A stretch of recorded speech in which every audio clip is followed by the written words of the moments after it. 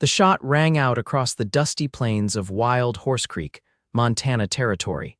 1882. As Josephine Jones steadied her trembling hand and fired again, the bullet whistling past the ear of the man who'd been tracking her for 3 days.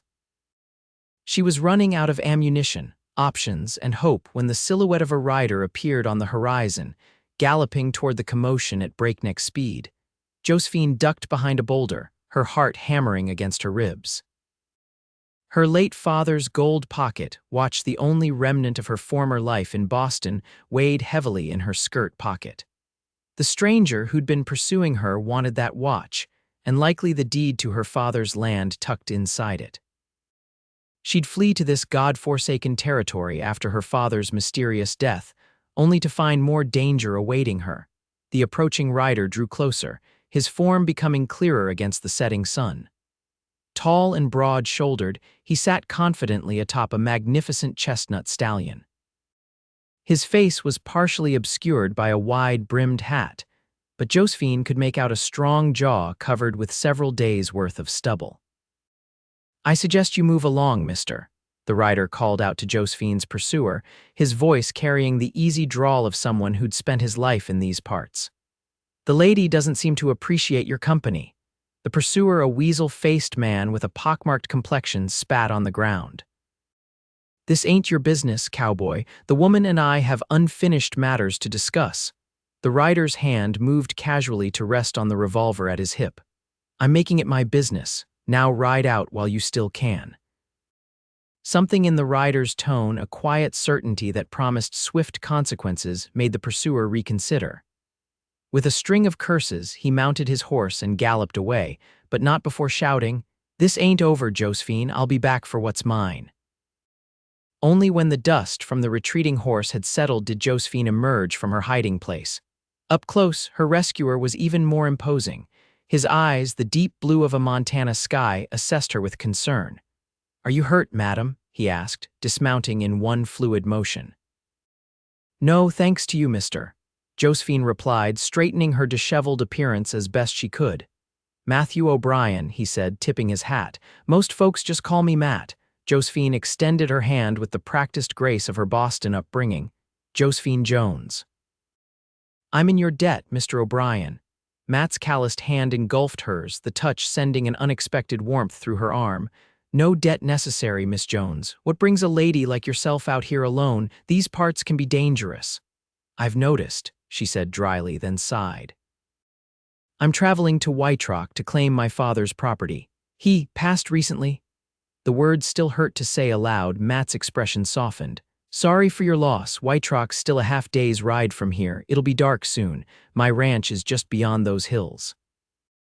"You're welcome to rest there tonight and continue your journey tomorrow." Josephine hesitated. Accepting hospitality from a male stranger, went against everything she'd been taught, but the alternative was camping alone, vulnerable to her pursuer's return.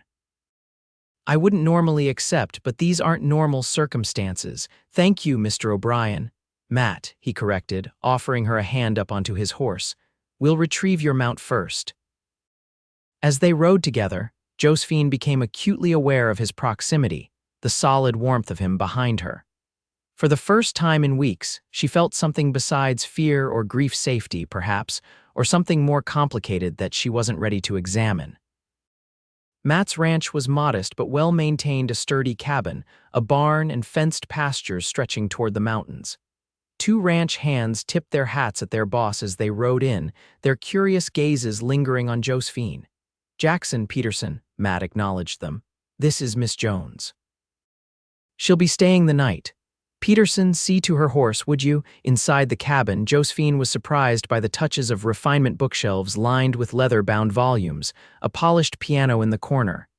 "You play?" she asked, running her fingers across the keys. "Not a note," Matt admitted with a smile that transformed his weathered face. "It belonged to my mother. She insisted on bringing it west when we left Kentucky, said she couldn't bear to leave civilization entirely behind." As Matt prepared a simple but hearty meal, Josephine found herself telling him about her father, a businessman who'd invested in Western land but rarely visited his holdings. His death had revealed crushing debts, leaving the Montana property as her only inheritance and hope for a new beginning. "What about that fella who was after you?" Matt asked, placing a steaming bowl of stew before her. Josephine's hand instinctively went to her pocket. "Samuel Reeves, my father's former business partner. He claims my father owed him money and that the deed to the Montana property should be his compensation." "And is it true?" "I don't know," she admitted, "but the deed is in my name and I intend to see the property for myself before making any decisions." Matt nodded thoughtfully. "White Rock's a decent town, but it has its share of opportunists looking to take advantage of newcomers, especially women on their own. I'm aware of my disadvantages, Mr. O'Brien, but I have no choice. This property is all I have left." Their conversation continued late into the evening, revealing surprising commonalities. Both had lost parents, both loved literature, both felt somewhat out of place in their surroundings. When Josephine finally retired to the small guest room, she found herself reluctant to end their conversation. Morning came with the scent of coffee and the sounds of ranch life already in full swing. Josephine dressed quickly in her travel-worn skirt and blouse, pinning her dark hair into a practical bun. When she emerged, Matt was waiting with breakfast and news that made her blood run cold.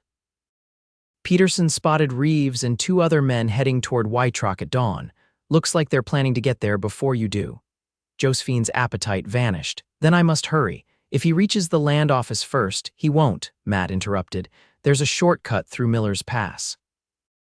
Cuts half the travel time, but it's tricky terrain. I'll take you. You've already done too much. Your ranch Jackson can manage for a day. Besides," he added with a half-smile, "I find myself curious about this property worth chasing a lady across the territory for."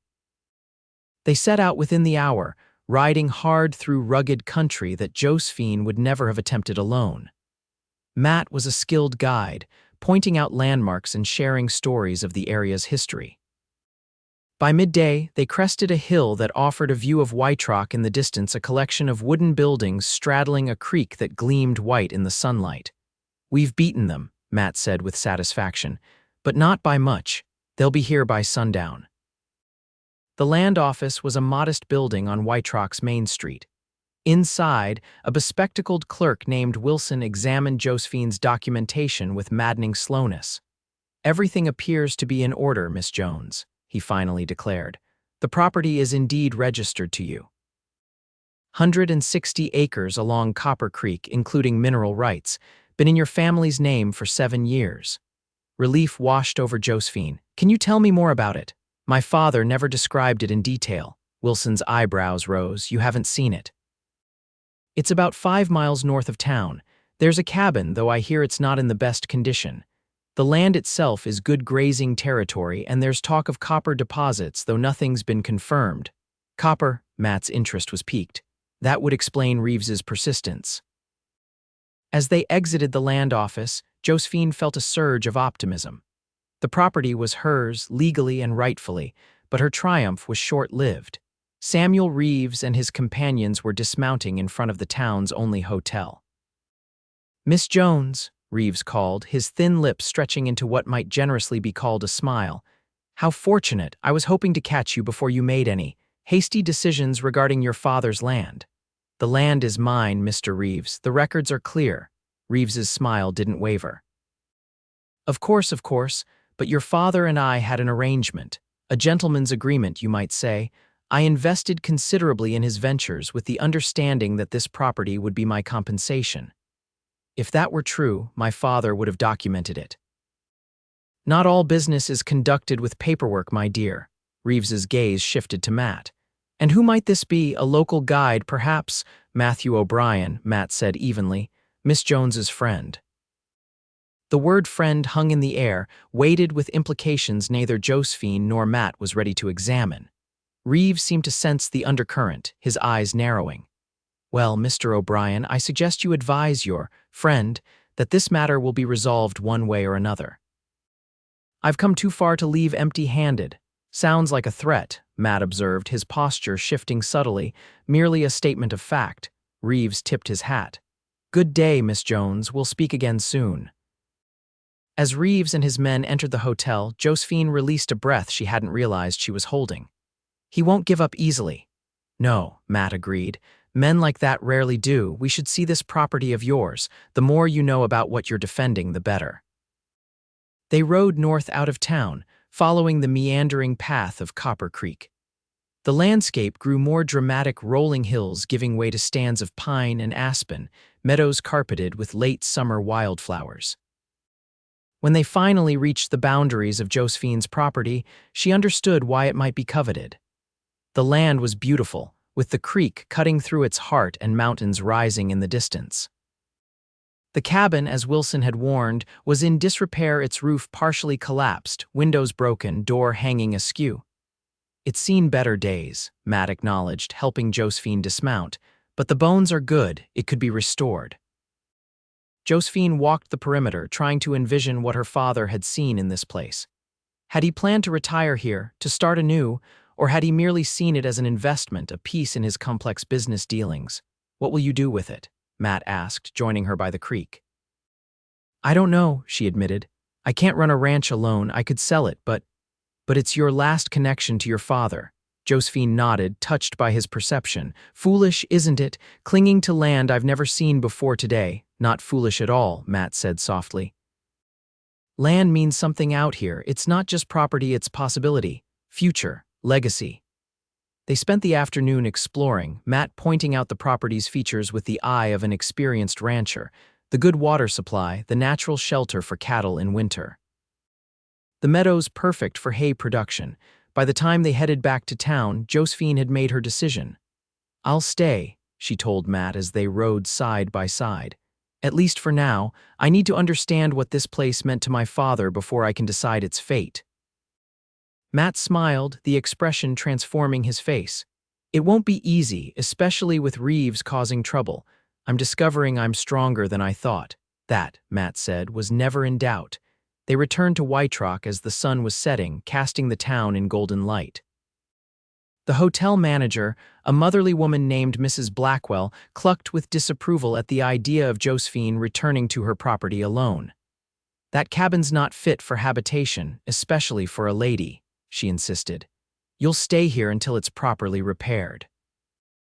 Josephine knew she was right, but the cost of an extended hotel stay would quickly deplete her meager savings. She was contemplating this dilemma over dinner in the hotel's restaurant when Matt proposed an unexpected solution. I could help you repair the cabin, he offered. I've got the skills and Jackson can manage the ranch for a week or two. Josephine stared at him. Why would you do that for a stranger? Matt considered his response carefully. Maybe I don't see you as a stranger anymore.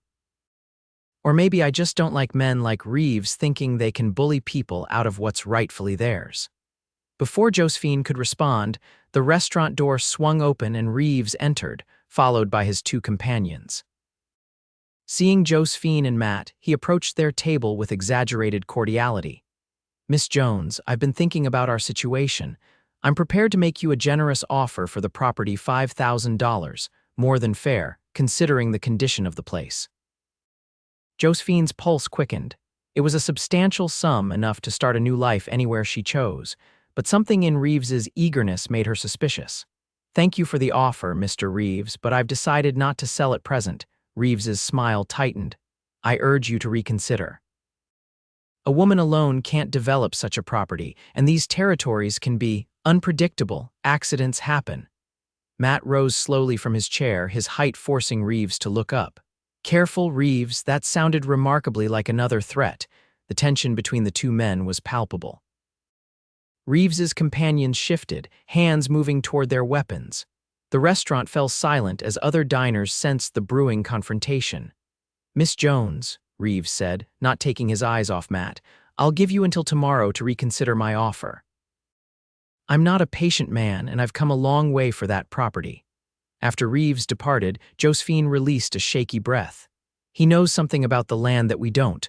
$5,000 is far more than it's worth in its current state. Unless Wilson was right about the copper, Matt mused. If there's a significant deposit, the land could be worth 10 times that amount. That night, Josephine lay awake in her hotel room, her mind racing. If there was copper on her property, it could secure her future. But mining required capital she didn't have, and Reeves's thinly veiled threats suggested he wouldn't be deterred by her refusal. A soft knock on her door startled her. Hand trembling, she called out, "Who is it?" "It's Matt. I need to speak with you." Josephine hastily wrapped a shawl around her nightdress and opened the door a crack. Matt stood in the hallway, his expression grave. "What's happened?" One of Reeves's men was at the telegraph office. "I overheard him sending a message to someone in Boston, requesting information about your father's business dealings." Josephine's stomach knotted. "He's looking for leverage. Seems that way. I don't think we should wait until tomorrow for his answer. We should ride out to your property at first light before he makes his next move." The urgency in Matt's voice convinced her. "All right, dawn it is." They set out as the first streaks of light appeared on the horizon, riding hard toward Copper Creek. The morning was cool, with a mist rising from the ground that lent everything an ethereal quality. Despite the circumstances, Josephine found herself admiring the wild beauty of the landscape that was now hers. They had just crossed onto her property when the shot rang out. Matt reacted instantly, pulling Josephine from her horse and behind the shelter of a large boulder. The bullet struck where she had been moments before. "Reeves," Matt growled, drawing his revolver, "must have guessed our plan. But how did he know which way we'd come?" Josephine whispered, her heart pounding. Another shot ricocheted off the boulder. Matt peered cautiously around the edge, then ducked back. "3 of them spread out. They've got us pinned down." Josephine's mind raced. She knew the property from their exploration yesterday, including the creek bed, she said suddenly. "It runs behind us and curves around to the left. We could follow it and come up behind them." Matt looked at her with newfound respect. "That might work, but it's risky." "More risky than sitting here waiting to be shot." Matt's slow smile was answer enough. Together, they crept backward toward the creek bed, staying low. The water was shallow but icy cold, soaking Josephine's boots and the hem of her skirt. They moved as quickly as they dared, the high banks of the creek concealing their progress. After what seemed an eternity, Matt signaled for them to stop. "We should be behind their position now. Stay here while I'm coming with you," Josephine interrupted. "This is my fight too." Matt looked like he wanted to argue but nodded instead. They carefully climbed the bank, finding themselves in a stand of aspens just behind where 2 of Reeves's men were positioned. Matt moved with surprising stealth for a man of his size. Before either man knew what was happening, he had disarmed one and knocked the other unconscious with the butt of his revolver. "Where's Reeves?" Josephine whispered, scanning the area. Her answer came in the form of a click behind her. "Right here, Miss Jones." Reeves stood 10 feet away, his pistol aimed at her heart. "I'm disappointed. I offered you a fair price. Now I'll have to take more drastic measures." Matt raised his revolver, creating a standoff. "You're outnumbered, Reeves. Put down your weapon." "Am I?" Reeves smiled coldly. "Matthias, why don't you show yourself?" From behind a nearby tree emerged a third man, the hotel clerk who had checked Josephine in the previous day. "You've been watching us all along," Josephine realized. "Of course, I never leave matters of importance to chance." Reeves gestured with his pistol. "Now, Mr. O'Brien, please drop your weapon or my associate will be forced to shoot Miss Jones." Matt's jaw tightened, but he slowly lowered his gun. Matthias moved to take it, but as he reached forward, Josephine acted on instinct. She drove her elbow into his stomach with all her strength, sending him stumbling backward. The momentary distraction was all Matt needed. He tackled Reeves, the 2 men crashing to the ground as Reeves's pistol discharged into the air. They grappled in the dirt, each fighting for control of the weapon. Josephine scrambled for Matt's dropped revolver, but Matthias recovered quickly and lunged for her. They struggled, Josephine's determination matching his strength. She managed to knee him where it hurt most, buying herself enough time to grab the revolver. "Stop," she commanded, aiming the weapon with both hands to steady it. "Move away from him." Matthias froze, then slowly backed away. Nearby, Matt had gained the upper hand, pinning Reeves to the ground. "It's over, Reeves," Matt said, breathing hard. "Whatever scheme you had for this land ends now." Reeves glared up at him. You have no idea what you're interfering with. This goes beyond a simple land dispute. Then enlighten us, Josephine said, keeping the revolver trained on Matthias. Reeves's laugh was bitter. Your father wasn't the respectable businessman you thought, Miss Jones. He was involved in something much larger, a consortium planning to control copper production across the territories. This land is the key. The geological surveys confirmed a major deposit, one of the richest in Montana. So that's why you followed me all the way from Boston. The consortium can't afford to have this property in unpredictable hands. They sent me to secure it, by purchase preferably, but by other means if necessary. Matt hauled Reeves to his feet. Well, your consortium will be disappointed. We're taking you and your men to the sheriff in White Rock. Disarmed and bound, Reeves and his men were forced onto their horses. As they rode toward town, Reeves made one last attempt. The consortium won't give up, Miss Jones. They'll send others. You'll never know peace as long as you own this land. Josephine felt a chill at his words, but Matt's steady presence beside her bolstered her resolve. Then I'll face them too. The sheriff of White Rock, a no-nonsense man named Hargrove, listened to their story with growing concern. Land disputes I deal with every day, but conspiracy and attempted murder. He shook his head. I'll wire the federal marshal in Helena. In the meantime, Reeves and his men will enjoy our hospitality. As they left the sheriff's office, Josephine felt both relief and uncertainty. What now? She wondered aloud. If what Reeves said is true, this won't end with his arrest. First, we make your property secure, Matt said decisively. I meant what I said about helping repair your cabin, then we can figure out your next steps. The next 2 weeks passed in a blur of activity. True to his word, Matt helped Josephine restore the cabin, teaching her carpentry skills along the way. They replaced the roof, repaired the windows, built new furniture from local timber. Town residents, hearing of Josephine's situation, pitched in, bringing house-warming gifts, offering advice, welcoming her into the community. Through it all, Matt remained by her side, his quiet strength and unwavering support becoming as essential to Josephine as breathing. They talked late into each night, sharing stories, dreams, fears. She told him about her sheltered life in Boston, her complicated relationship with her father. He spoke of his journey west, the loss of his parents to cholera, his determination to build something lasting on his ranch. On the day the cabin was finally habitable, they celebrated with a picnic by the creek. The late summer air was golden with slanting light, the water burbling a soothing melody beside them. I can't thank you enough, Josephine said, watching Matt skip stones across the creek's surface. I couldn't have done this without you. Matt's smile was warm. You're stronger than you give yourself credit for, Joe.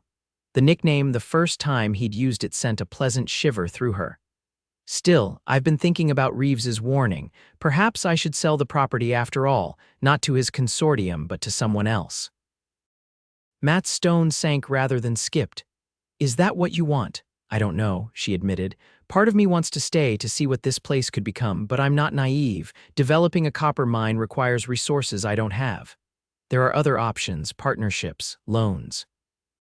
You could retain ownership while bringing in the expertise you need. Matt hesitated. Joe, there's something I need to tell you, something I should have mentioned sooner. The serious tone made her wary. What is it?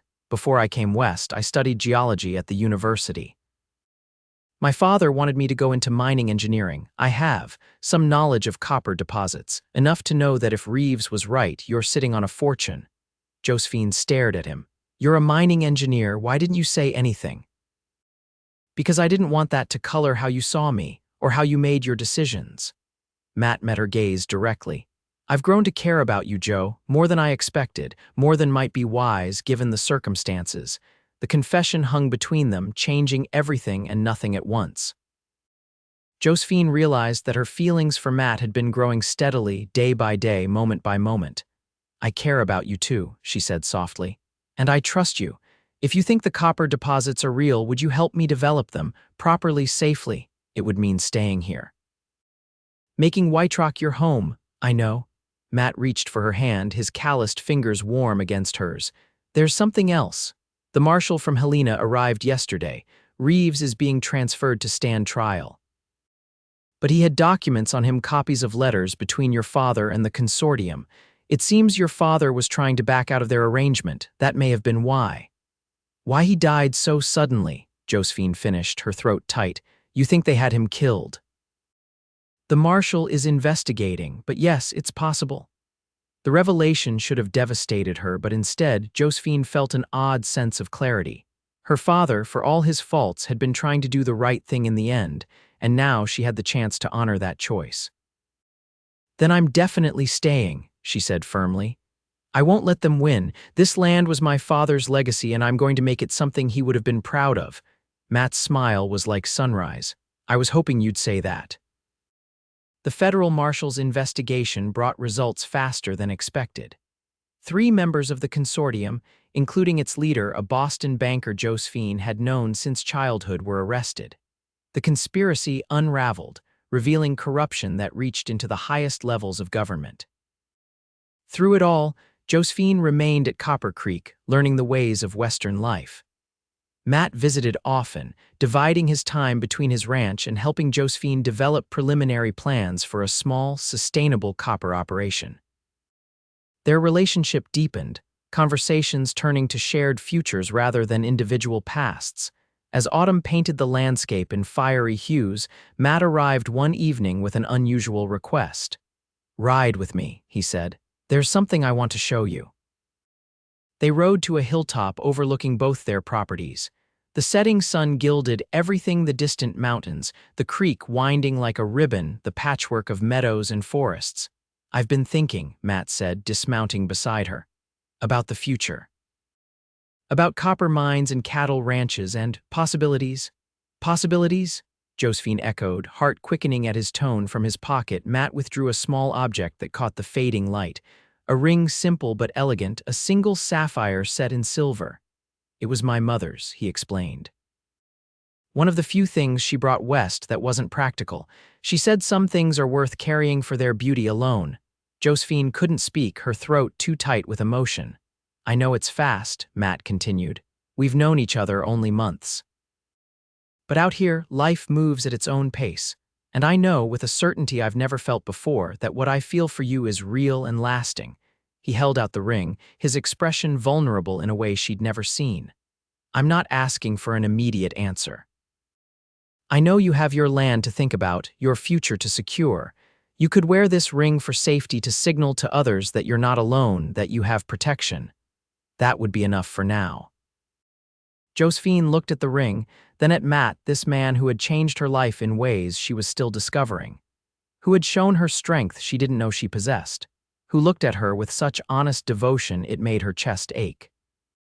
"I'll wear your ring for safety," she said softly, extending her hand. As Matt slipped the ring onto her finger, his eyes never leaving hers, he added, "Wear it for love if it fits." It fit perfectly, as if it had been made for her. As if this moment had been inevitable from the first time they met on that dusty plain. "It fits," Josephine whispered, her voice catching. "And I will wear it for love, your love, our love." Matt's kiss was gentle at first, then deepening with all the passion that had been building between them. When they finally parted, breathless and laughing, the first stars were appearing in the darkening sky. "What happens now?" Josephine asked, leaning against his solid warmth. "Whatever we decide, together." Matt's arm tightened around her shoulders. "Your copper mine, my ranch. Perhaps something new we build between them." "I like the sound of that. Something new, something ours." They rode back in the gathering dusk, planning aloud, a spring wedding, a home built where they could see both their lands. Children someday, running free in the wilderness they both had come to love. When they reached Josephine's cabin, a light was already burning in the window. Mrs. Blackwell from town had promised to prepare a special dinner in celebration of the marshal's successful investigation. But as Matt helped Josephine dismount, she hesitated. "Before we go in, there's something I want to say." She took both his hands in hers. "When I came west, I thought I was just claiming a piece of land. I never imagined I'd find a home, or you. Some journeys take us places we never expected to go," Matt said, brushing a strand of hair from her face. "I was content with my ranch, my books, my solitary life. Then a gunshot echoed across the plains, and there you were." Josephine smiled, the happiness inside her too vast to contain. I'm glad I was a good shot, glad I missed. So am I, Matt laughed, pulling her close. So am I. The mining operation began the following spring, with Matt overseeing the technical aspects and Josephine managing the business end. True to her word, she insisted on safe, fair practices, decent wages, reasonable hours, proper equipment. The mine prospered, becoming known throughout the territory as an example of how such operations should be run. Their wedding was a town-wide celebration, with even the federal marshal returning to stand as Matt's best man. Josephine wore a dress ordered from San Francisco, but with her mother's pearls and wildflowers in her hair, a blend of her old world and new, just as she herself had become a blend of the Boston lady and the Montana pioneer. As they exchanged vows beneath an arch of aspen branches, Josephine looked into Matt's eyes and saw the future unfolding, not always easy, but always true.